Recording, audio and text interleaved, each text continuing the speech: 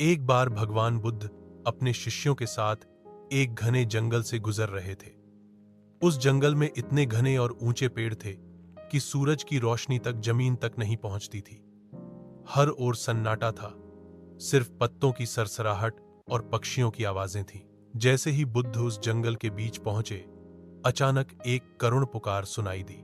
एक आदमी जोर जोर से रो रहा था।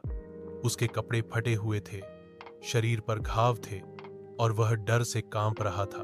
बुद्ध उसके पास पहुंचे और बड़े शांत स्वर में पूछा, तुम कौन हो और इस जंगल में क्यों रो रहे हो? वह आदमी रोते हुए बोला, हे प्रभु, मैं चोर हूं। मैंने जीवन भर पाप किए हैं, दूसरों को दुख दिया है। अब गांव वालों ने मुझे मारने के लिए इस जंगल में भगा दिया। यहां मैं कई दिनों से भूखा हूं, डर से कांप रहा हूं। मुझे रास्ता भी नहीं सूझ रहा। बुद्ध ने उसे प्रेम से देखा और बोले, जंगल जितना घना हो, पेड़ जितने भी ऊंचे हों, अगर कोई शांत मन से चले तो रास्ता मिल ही जाता है। तुम अब भी अपना जीवन बदल सकते हो। तुम्हारे भीतर भी उजाला है, बस आंखें खोलनी होंगी।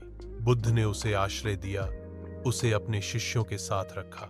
वह चोर जो डर और घबराहट में भटक रहा था, धीरे धीरे बुद्ध के प्रेम, करुणा और शिक्षा से बदल गया।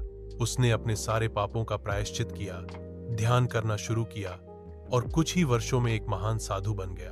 अब वही व्यक्ति जंगलों में भटके हुए लोगों को रास्ता दिखाने लगा। लोग उसे सम्मान से साधु मानते थे। सीख: जंगल चाहे कितना भी अंधकारमय हो, अगर मन में प्रकाश हो तो रास्ता मिल ही जाता है।